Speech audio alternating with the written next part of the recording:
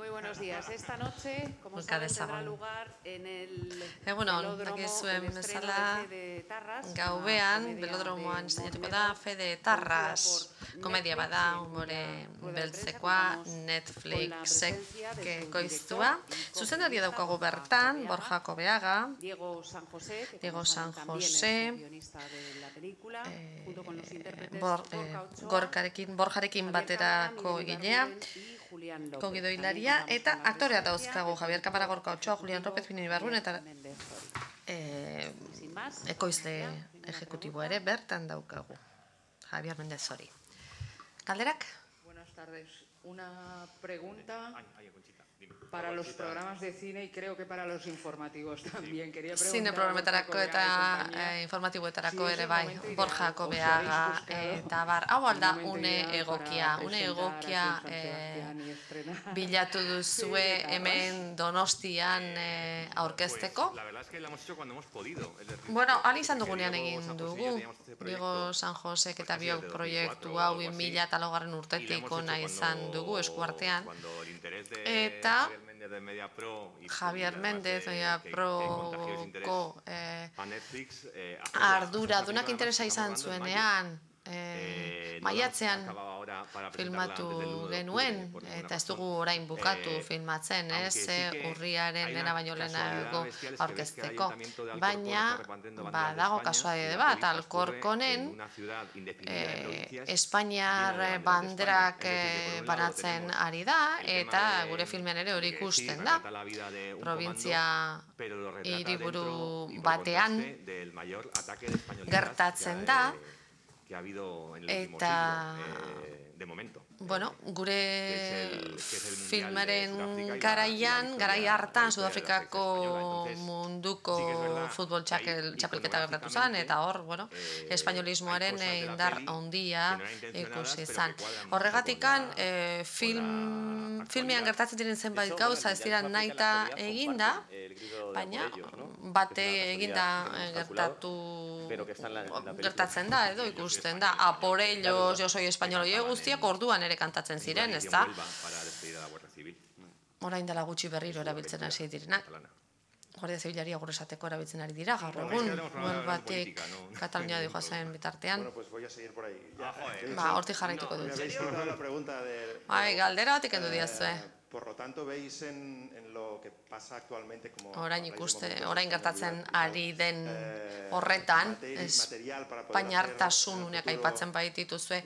Hor ikusten duzue behar bada etorkizunera begira nahikoa material beste bigarren atal bat edo egiteko? 8 Pedidos Baskosekin gertatu zen bezala.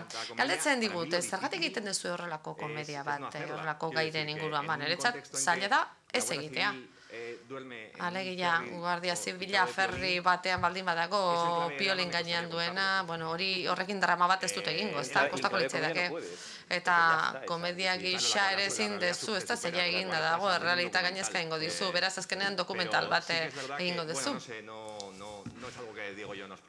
Bueno, ez dakit Diego, eta biok ez daukagu hori egiteko asmorik, ez daukagu azken asteotan gertatzen ari den horren inguruko ezar egitea, alde komiko bat badauka, Guardia Zibil batek fandango bat kantatu du leiotik eta txalo jotzen diote, baina gero badaude ekintza dramatikoak ere. Bueno, baina nik uste dut ez behar bada ez orain, baina urte batzuen buruan gidoilari katalan batek komedia bat egingo du. Norbaitek egin behar ditu, ez da? Guk ez ditugu nazionalismo guztiak zinen eramango. Ikusle moduan, baina gustatuko litzateke gai honen inguruan norbaitek komedia bat egin dezan. Nik uste dut badaudela osagaiak horretarako. Es una cosa tremenda que esta película que yo ayer la vi en... Onza ikaragarria da, nik barzinen ikusi nuen.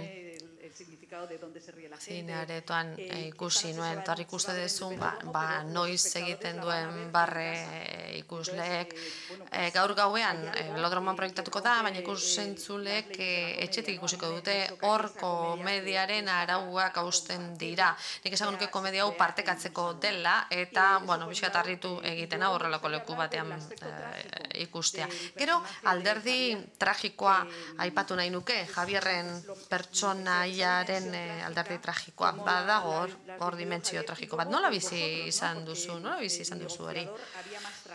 Ze negoziatzailea filmean tragedia gehiago zegoen, zergatik ez duzu antagonista bat bilatu edo jarri? Tragedia gehiago ekarriko zuen norbait. Nire ustez, film honetan badago zerbait oso existenzialista dana. Godoti itxaroten dagoen horren, ez da? Nire pertsonaiaren alde tragiko bat badago, pauso bat egin behar du, aurrera egin behar du, baina inoiz ez du egingo, ez dakit nola egin hori, ez da? Dei baten zain dago, beste norbaitek hartu behar duelako erabakia, berak ez du inoiz erabaki bat hartuko. Niri gustatu zait ikustea nola lau pertsonaia horiek pixkat abandonatuta utzita zeuden, inguruan dana da festa, futboleko mundu txapelketa baten erdian. Eta gustatu zitzaidan ikustea nola gizarteak barne hartu zituen nolabait esateko, beraiek konturatu gabe. Bizpahiru egun pasatzeko asmoa zeukaten, eta azkenean bizpahiru hilabete pasatu behar dituzte, eta azkenean hor tantaka nolabait bustitzen guaz. La sal del Himalaya.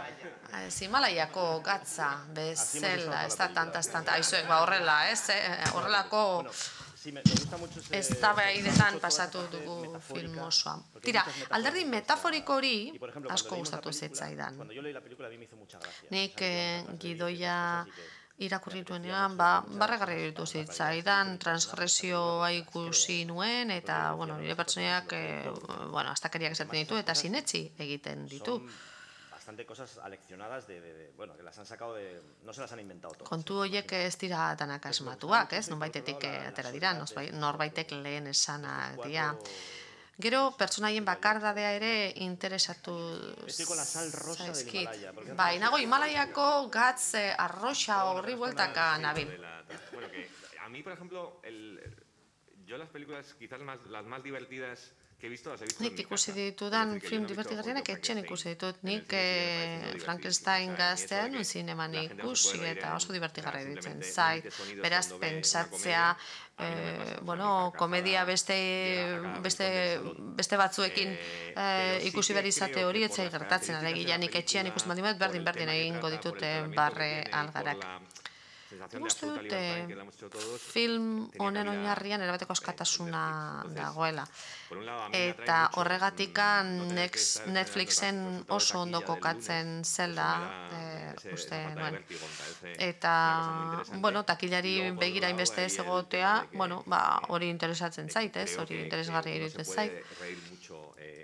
Bestalde, berriz esango dut, nik uste dut etxean barre egin dezakegula, nahiz eta gero badagoen efekto domino hori, domino eragin hori badagoela areto baten ikusten duzunean, baina nik uste dut kentzen dizuna baino gehiago ematen dizula gaur gauean ikusiko den bezala ikustea. Ocho apellidos baskosetik entozen, hor erabateko abentura daukagu. Kasu honetan film pertsonalago bat egiteko aukera geneukan.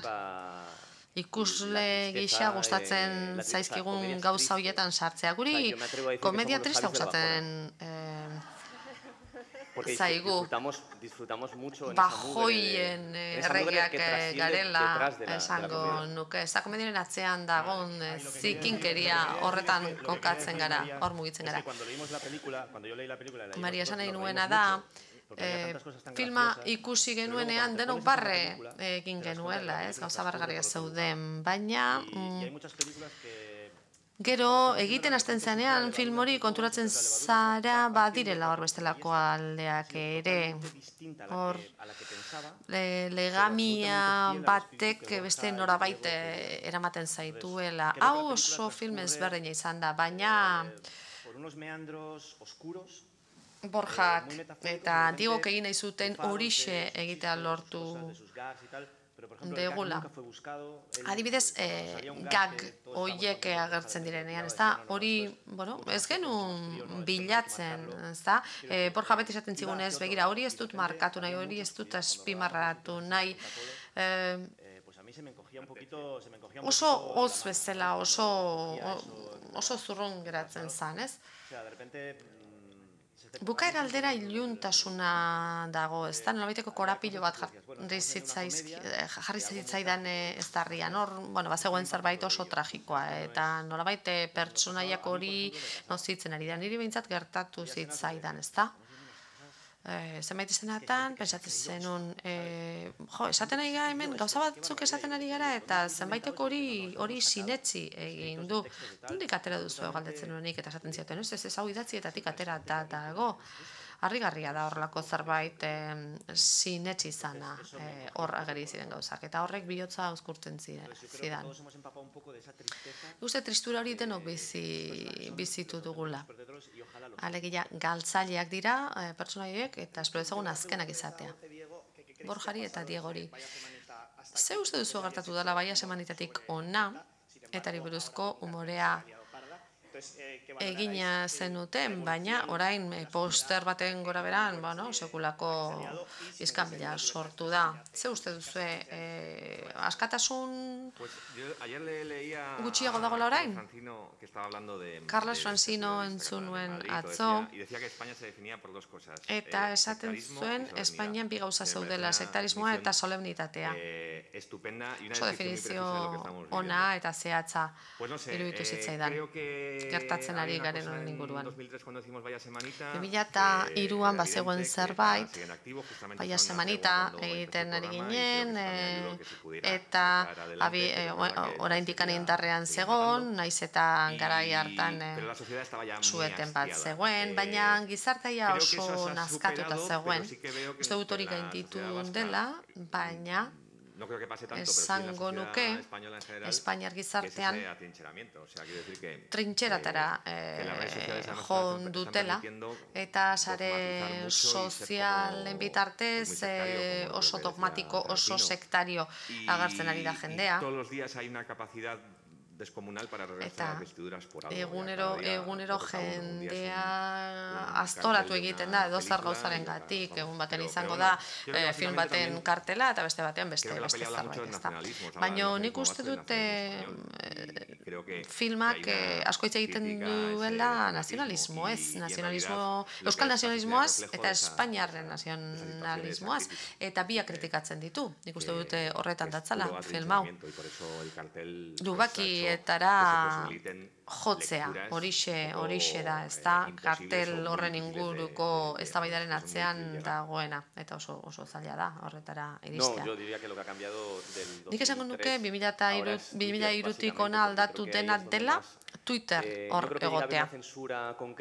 Behar bada ez dago zentsura zehatza, baina behar bada zerbait idazterakoan nagia sentitzen dezu, ez? Badakizulako zenbaitek horren aurrean kontrako jarrera hartuko duela. Baina komedia egiten dugunok, ez dezagun sekula gure lan egiteko modua aldatu Twitter hor egoteagatik, ze orduan bai porrota letorke, komedia galtzearen porrota. Se van a debatir entre los Javis de la Bajona y eso, para decir. Buenos días. Hola, os quería preguntar si la película puede ser candidata a los Goya o por el filma Goyen hautagaia izan daiteke, edota Netflixen zaudetelako ezin zareten Goyen borroka horretan sartu. Barne ministroa gonbidatu nahiko zenukete, biktimen ganako empatia eskatzen bai zuen, eta behar bada gaur goben etorri beharko luke. Bai, barne ministroa nahiko lan dauka asteburu honetan. Bai, nahi gustatuko litzateke ikustea. Baina esango nuke badituela beste gauzatzu gurean. Bai, piolinen izatza horitxe tapatu beharra dauka. Beste Javier, Javier. Para cualificar para los Goya tiene que cumplir una serie de requisitos. Bai, zenbait baldintza daude Goyetako hautagaia izateko. eta Netflixeko jendearekin hitz egin behar dugu, ze uste dugu, proposatu beharko dugula, gero ez dakigu, bai, aurkeztu nahi dugu, bai. Ikusiko dugu gero usten diguten ala ez. Pantxineta zati bat gorde, Olgaren zate, gogo ondia dukata probatzeko oso goixoa dago eta egikoa da. Goizean esan dugu Twitterren ez dagoela bakarrik kritiketarako, baita pantxinetarako gainerako. Euskal Hiztuna delako, galdetuko nizueke, ea nola eragin ote dizuen Netflixek egin duen publizitate kanpaina honek sortu duen guztiak, polemika horrek guztiak, ez da, ea zuei pertsonalki zen nolako eragina eta zen nolako hausnarketak eragin dizkizuen honek guztiak. Apakaixo, eguerdion, lehendabizi eta batez ere harridura.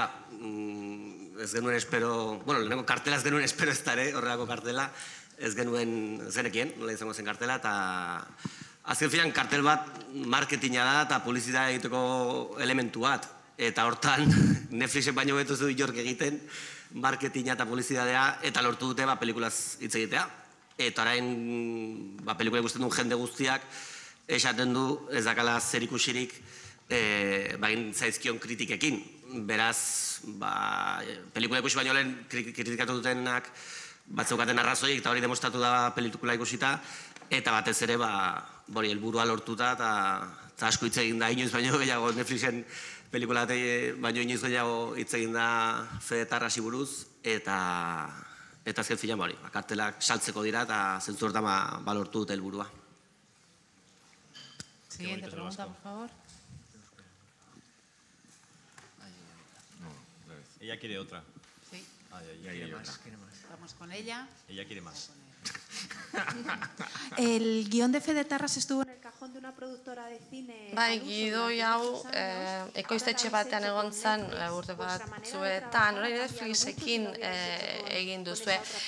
Lan egiteko modua ezberdina izango zen beste ekoiztetxearekin? Bueno, lan egiteko modua ez zen ezberdina izango, baino erabateko askatasunez lan egin dugu sorkuntzaren aldetik, erabateko privilegioa izan da, zerbait egiteko deitu ziguten horretan, nahi genuen moduan lan egiten utzi ziguten. Eta azkeneko koma ere aldatu baldin badugu, izan da guk ala nahi genuelako. Netflix alde horretikan zoragarria izan da, eta nahi genuke bestelako lan sistemek ere horrela jokatuko balute, ez denbora eman eta aukera eman, askatasuna eman, lehen bertsio batean behintzat nahi duten hori egin dezaten. Sí, claro. Sí, son películas totalmente distintas porque oso film ezberdinak dira, 8 pedidos vascos, estudio produktu bat da, komertziala, baldintza asko dituena, eta guk erronka horri heldu genion, baina film hau ezberdina zen Borjarentzat eta nirentzat ezin genituen gauza asko negoziatu, karga ideologiko bat zegoen hor, eta erantzun egin behar genuen, ez gaur hemen zuen aurrean bezala, eta ezberdina da, zezuk egiten duzun horrengan sinisten duzu. Nik uste oso zaila izaten da zinemaretoak betetzea. Pelikula txikiago hauek asko estimulatzen gaitu baita ere. Edozein kasutan, 8 pedidos basko aipatzen ari gara, eta hemen Jose Luis Perales egon da, eta zubiri agertzen da gure pelean. Lehendabizi esan nahi nun, posten hauela asko film hau egin izanaz, atzo gabean barre asko entzun zian Antzokizarrean, eta nik ere barre asko egin nun, da ondo pasan nun, eta Miren Ibargureni galdetu nahi nioke, ea etorkizunean euskarazko film luze batean parte hartzea gustatuko litzaioken, ze iaz ikusi genuen Kale Begiak film laburrean nola parte hartuzun, eta gaina zoriondu nahi nuke egiten duen lan horregatik, film honetan Fede Tarrasen egin duen lanagatik, eta ez dakite gustatuko litzaioken gehiago euskarazko film luze batean komedian edo draman, ze arlo dramatikorako ere. Baina euskaraz lan egitea asko gustatzen zait, niretzat erraza da eta lan gehiago da. Orduan bai, gustatuko litzaidak hemen lan egitea, ze beti etxean hobeto egiten da lan ez, eta mila esker esan duzunagatik. Aldapeko Zaragarren? Adarraren puntan. Puntaren puntan y cantaré chiroriruri. Que yo también hablo vasco, Ere badakit euskaraz, Bueno, ez gezorra da. Ikasi duzula. Sí. Conchita. Zerbait badaki, hitz batzuk. Yo es que os admiro mucho, ya lo sabéis. Creo que tenéis mucha valentía. Zuen miresmena asko galio dut, oso ausartak zareten ez eta komedia egin, eta galetu nahi zuen, dakizuen bezala, zentsura egon da, garai batean, hemen, zineman, eta horiek idin behar izan zuten. Zuek, zuen buruaren ganako zentsura ezartzen duzuen? Hala ez. Kanpotik ikusita, iruditzen zait oso delikatua dela, Film honetan nahi izan duguna egin dugu. Azkenean ikusten da, emaitzan ez da, erabat libre jokatu dugu. Ez dugu ezer negoziatu, gorputzak horixe eskatzen zigun, Guido Hilarigaren aldetik. Eta gure burua zentsuratuko bagenu, ez genuke horrelako film bat egingo. Beti komedia romantikoak egingo dituzke eta ez konbandu bati buruzkoak. Beraz, zuk bai, segun zelanetan aplikatu beharko duzu zentsura hori, baina oraingoz esango nuke ez dugula egin.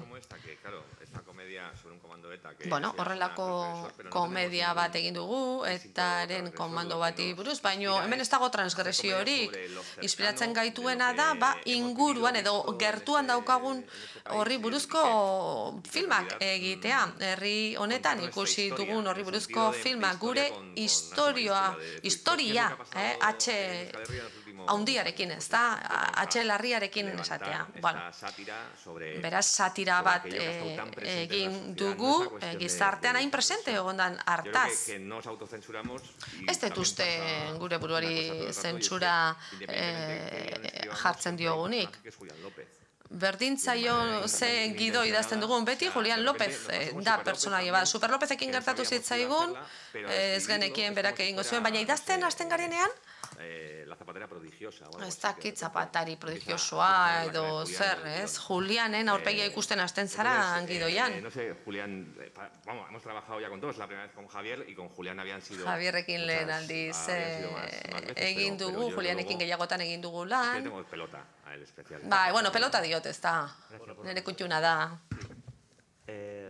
Hola, ¿cómo estáis? Kaixo, zer moduz? Yo me hacía ilusión utilizar esto, pero ilusioa egiten zian. Así un poco como si fuera, ¿vale? Baina niri ez diate euskaraz galdetzen, orduan, hau jarriko dut. Bueno, en primer lugar... lehenik... Ilusio egiten zian kaskoak erabiltzea, edo zen kasutan. No, para mí es un placer estar una vez más con el tándem placer handia da Borjarekin eta Diegorekin egotea, los Gordis deitzen dietnik. Guri los Javis deitzen digute, nik beraiei los Gordis. Ez dakiz erantzun behar dudan. Ze erantzun dezu ez da, eta nire izena esan dute eta horregatik ari naiz izketan. Niri pena puntu bat ematen dit, que creo que vosotros, además que visteis ya la película, creo que es polemika horrek, ez da, filma ikusi duzuenok, badakizue, etzola merezi. Cuando lo leímos... Gidoia irakurri genuenean, barre asko egin genuen, ez genuen besteri pentsatu, ze ondo pasatu dudan Gidoia irakurri bitartean. Eta No Kontrolesen filmaketan, jada, aipatu ziaten hain zuzen ere, Gidoia hau. Sudafrikako mundialaren garai hartan, aipatu zuten, eta esaten jo, ze ondo, horrelako zerbait polita izango litzatek, eta orduan izan baliate atzera egingo genuela horrelako polemikak eta sortuko zirela eta pena hartzen dut, ez da? 2017an, filma Gidoia irakurri dudanean, berriro pentsatu dut helburua dela komedia bat sortzea eta gertuko zerbaiten inguruan barre egitea. Nik uste dut hori dela gauza kontatzeko modurik onena inguruan ikusi dituzunean eta horri buruzko parodia bat egiten duzunean, asko disfrutatzen da horrekin. Bai, moztu ingo dut, bai, Javi. Sí, quería preguntarles a Borja y a Diego. Borja eta Diegori. El fútbol, ¿no? Janaria eta futbola. Zergatik daukaten hainbesteineko indarra identitateei forma ematerakoan. Era una estrategia básica de comedia que es colocar oinarrizko estrategia bat zen, ez da, zuk hartzen dezu komando bat eta eramaten dezu deserosoen sentituko den inguru batera. Ideologian arabera, uztaileko aste hoietan Sudafriako mundialaren erdian hor kokatzen baldin badituzu, egoera zailetan jarriko dituzu, adibidez, bandera zabaltzen dutenean eta bar. Horrez ez gain simboloak exageratzea hitz egiten dugunean, esan beharra dago filmak dioena da, serio egia hartzen dezunean zure bandera eta bestearena kritikatzen dezunean, nola baite aberriaren isla edo ikusten dela, ez da, selekzioa jokatzen dutenean ikusten da, hori nazionalismoa estanda horretan kokatzea, orduan hasi zen La Roja deitzen Espainiako selekziori, horrek marko bat eman zigun. Creaba una máquina del tiempo para viajar a España Malta y evitar gure filmaren oinarrian zegoena zen denboraren makina bat sortzea eta orduan Maltako 12 bat, ez dakit zer horretara bueltatzea, horri buelta mateko, ez da? Hori zen abia puntua. Cancerbero, como me gusta a mí decirlo. Cancerbero, porteroa, atezaina. Esto del proyecto en el cajón durante años. Tiradera batean egon omen zen proiektu hau urteetan zehar, baina zalantza batzu geratu zaizkit horren inguruan. Irakurri dut, azkenean ideia hori baztertu egin zela ikusleak ez zeudelako prest, ez zela gaia ukitu nahi, bestera batera esan da. Azken egunotan, entzun duet baita ere, zine politikoa falta dela. Hau komedia bada, baina zine politikoa ere bada. Beraz, esango nuke hor badagoela lotura moduko bat, nahiko perbertsoa gainera. Alegia, oiko ekoiztetxeek ez dute zinema politikoa egin nahi, herrialde honek hainbeste egin du atzera muga edo mutur horretara heltzeko, kasuetan automatikoa da. Javier Mendezi beti gustatu zitzaion proiektua eta esan zuzergatik ez diogu Netflixi eskatzen edo proposatzen eta haiek baiezko eman ziguten eta hoi ekintza bat da eta ekintza katea bat, ez da? Edozein kasutan gu ez gara zentsuratuta sentitu, ez da? Zuk aldetzen baldin badiozu ekoiztetxe bati, begira, komedia hau daukagu, etaren piso franko bat daukagu edo komedia romantiko bat daukagu. Ze aukerengo dure berai, seguruenik beti komedia romantiko bat aukeratuko dute. Ikustute logikoa dala, ekoiztetxek film konbentzionalagoak egina izatea, guk ez dugu gure burua ikusi sistemaren biktima gisa. Gogo ondia geneukan filma egiteko eta poztu gara orain egiteko aukera honegatik. Ez asko interesgarriagoa da orain egitea eta amaitu ondoren eta ez indarrean zegoen bitartean. Eta proiektua bera asko aldatu da, egora ezberdinatik pasatu da. Gauzarik honetako bat izan da, bagenekiela ze aktore nahi genituen, eta horregatikan filmatzen hasi baino hilabete batzuk lehenago lehen irakurketa bat egin genuen, eta horrek baldintzatu egin zuen hortik aurrerako bidea. Hori nik enuen sekula egin, horrek lagundu zigun gero gidoia berri dazten. Pixkat alde egin dio dela zure galderari, baina esan behar dut gidoi hori etzegola idatzita eta itxita 2004-tikona, baizik eta aldatzen joan dana. Bai, dezente aldatu da. Zuk aldatu zenun, como guionista, pero bueno. Bera ez da agertzen gidolari gisa, baina zuk aldatu zenun. Yo quería preguntar. Quería preguntar a Diego y a Borja cómo eta Borjari, galdetu nahi nieke, nola mugitzen zareten paradoxa horren erdian, egunero lintxamenduren bat badago sare sozialetan,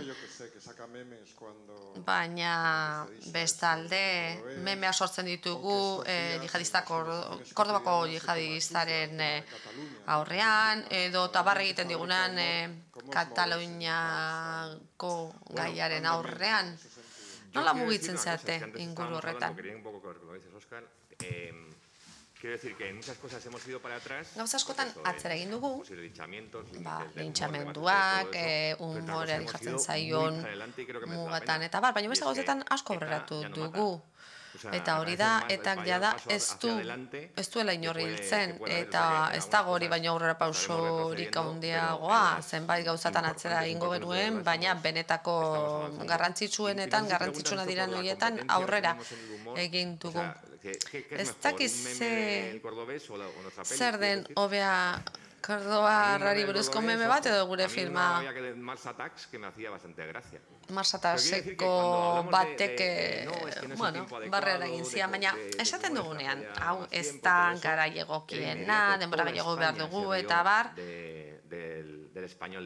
argi dago ISISeko espainiarrari buruz jende guztiak egin ziola barre, eta Tomas Andreak ere bai. Esango nuke oso gauza sanoa izan zela hori. Terrorista bat txiste utxera eramateak min eman behar du. Eta esango nuke hori gizartearen arrakasta dela. Eta bi hauek badakite mugitzen, ez da. Twitterreko borroka horretan ezin zara sartu zenbaitetan, ze jendeak iraindu egiten zaitu, eta zu emozionalki implikatuta zaude, autoreok ala egiten dugu, eta kritikariek oso gaizki jartzen dituzte zure lan batzuk, eta hor gelditzen dira ez barruan, ez? Orain 20 urteko gauzak, ez da, eta korridorean ikusten dezu hori esan zuena. Twitterren etengabe gertatzen da hori. Horregatikan, humoregile behar ditugu, eta jende argia behar dugu, txispa handikoa, eta oso jende ona geratzen da. Nik esango nuke humore berri bat sortuko dela, horretatik eta lan askoek emango diguna eta horrelako gidoi argiak sortuko dituztenak, baina borroka horretan sartzen baldin bazara, asko daukazu galtzeko. Eta nik uste dut tweet batzuen atzean, txio batzuen atzean talde osoak daudela. Beste era batera esateko, ezin dituzu horrelako txio onak sortu etengabe. Julian da tragikoa eta komikoa, berak nahi gabe ere. Todo terreno bata. Eta orduan, ezin du besterik egin, dan ateratzen zaio, berez da ona, berez da zoragarria. Miren, Gorka, egokitzen gertatu zaigu, ez da? Esaten zuten guztia ona zan, eta beraz konfiantza sentitzen genuen. Nik nire pertsonaia serio bat egin behar dut, baina gero azten aizenean norbaitek esango dit ez etzazu hori horrela egin eta bar. Baina batzu dira oso onak eta horiek aterako gaituzte zailtasunetatik. Datozen urteetan, jende on horrek aterako gaitu. Eta horregatik itxatxitan nago, lapa bat ezela itxatxitan nago haiei. Hurrengo galdera. Julian López. Jarri zaite, zutitu zaite mesedez. Sí, Javier también. Es que me ha dicho aquí una compañera que... Nankide batek esan dit galderaren batekin behar nizula euskeraz. Bai, horregatik. Etorriona. Orduan bi galdera. Lehenengoa, Julian, izango litzateke futbol kontutan final hartan Iniestak sartu zuen gola, eta Iniesta Albacetekoa da, eta zure pertsonaial ere Albacetekoa da, eta hor, zeatikan ez dagon gero loturaren bat, zure pertsonaia Albacetekoaren gola aspatzen edo hori ez zotez egon zerbait egiterik horrekin, hori lehenengo galdera. Eta bigarrena zuk erantzun dezakezu, baina Borjarentzat ere interesgarria izan daiteke, da atzo pelikula ikusi ondoren, batek komentatu zian nola etarekin oraindik ez dan euskarazko komediarik egin. Egin dira gaztelaniaz, umorea ere bai semanita eta beste pelikula batzuk, eta egin dira gaztelaniaz, baina euskeraz ez. Eta ingo balitz bat emate euskeraz, zu prestengo zinaken, ze justu dago ipuin bat, Lucho Fernandezek idatzia, dagona personai bat zurea bezalakoa, Albacetekoa bezalakoa, joten da herriko taberneta, eta horrela, galdetzen nola sartu, eta horrela, eta orduan nea partatuko zenuken holako proiektu baten euskeraz izan da, eta Borja Kobegari ere galdetu nioke, ea zagatikan ze arazo egon daitezken agian oain arte ez egotea komediarik etarekin lotuta euskeraz. Mi esker. Vale. Pero te contesto en castellano. Mejor, ¿vale? Vale, erderaz erantzuko dizut, bai. Sobre todo por ellos. Bueno, batez ere denek ulertu dezazuen. Javierrengatik ere, bai. Estoy sin... Ez du pingan hilorik hartu, ez dauzkat kaskoak. Bueno, berak hauskatzen duen moduan ingeles egiten duela dirudi. Neri gustatuko litzaidake euskeraz egitea, noski euskerarekin lanin beharko nuke, baina batez ere egin nahi nuke amak esan zezan ez da, jo, tira, begira nola egiten duen gure semeak, nola dakizkien hizkuntzak. Nik uste dute oso aberasgarria izango litzatekela niretzat. Sí, esa es una de ellas, una de las respuestas. La segunda... La segunda, claro, que es la primera... Sí, ahí es verdad que había una conexión... Bai, ekia da hor bazegoela lotura bat, ez da? Txintxillako nire pertsonaiarekin. Jo, espero dut, datorren urteko pregoia ematen utziko diatela, datorren urtean ez, txintxillan, ez dakit edo hori, edo ez diatu utziko joaten. Aurreko bertsioetan, bazegoen zerbait Iniestaren golari buruz, Borja, hori kontatu dezaket, ez da? Ze filmean ez da gola ikusten. Baina hor bazeuden gauza oso divertigarriak aurreko bertsioetan. Baina nire personaiak buru hori dauka, ez dakizu oso ondo gertatzen ari da. Berari ahaztu iten zaio Albacetekoa denik, ez bera gudari bada, euskalduna da. Horregatik, personaiaren psikologiaren gatikan Fuente Albilla jarriko balu ere, Albacete jarriko balu ere, berak ez zuen inolako erregresio emozionalik izango, ez hauek izorratu gaituzte, mundiala irabaziz, eta bar, pertsonaia sari naiz. Gero, oro hartuta, ze polita izan zen Iniestaren golura, ez da, mantxako norbait esartu zuen, ez, Kijotaren ondoren pertsonaia bada.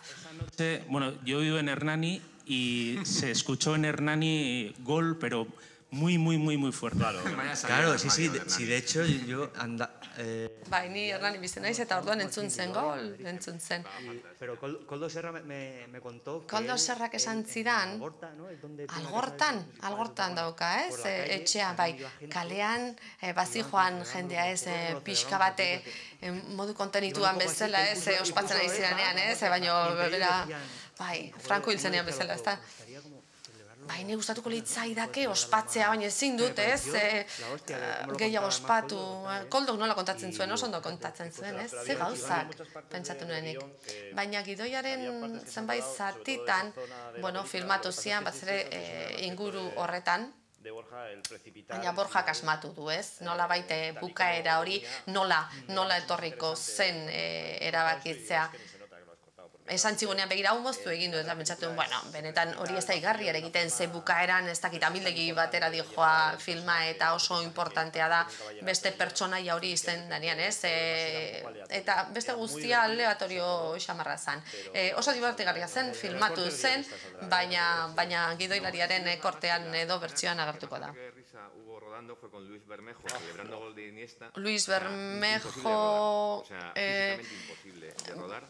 joren estena hori filmatzea ezinezkoa zen, ze jende guztia parrez lertu zen, ez da, baina gero ez dago filmean.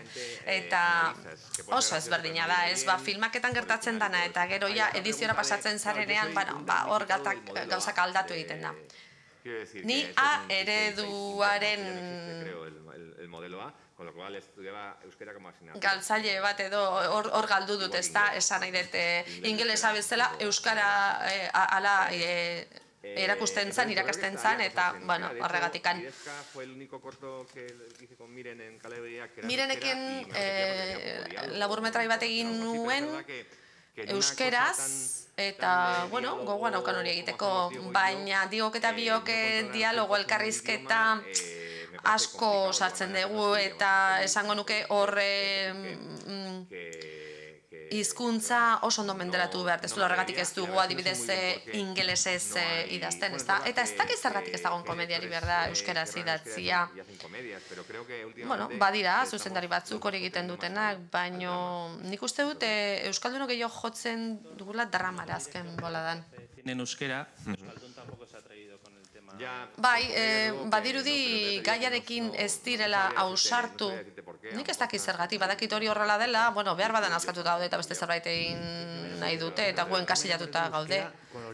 Ni Kepa Junkerarekin enamoratu nintzen euskeraz, Kuenkako herrian nengoen, eta Discoplain eskatzen nun Kepa Junkeraren kantuak.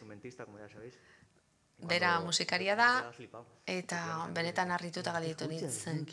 Galdetzen ziaten, zentzuten dezu, eta gira, nik hau entzuten dut, oso polita da. Hor beste gidoi bat dago baita ere, ez? Probintziako mutil bat euskerako, kantuak entzuten, eta bar. Bai, elkarrizketako menda euskatzue beraz bukatzen joan behar dugu, eta prentxaurreko hemen amaituko da, beraz, mila esker denoi. Una cancionita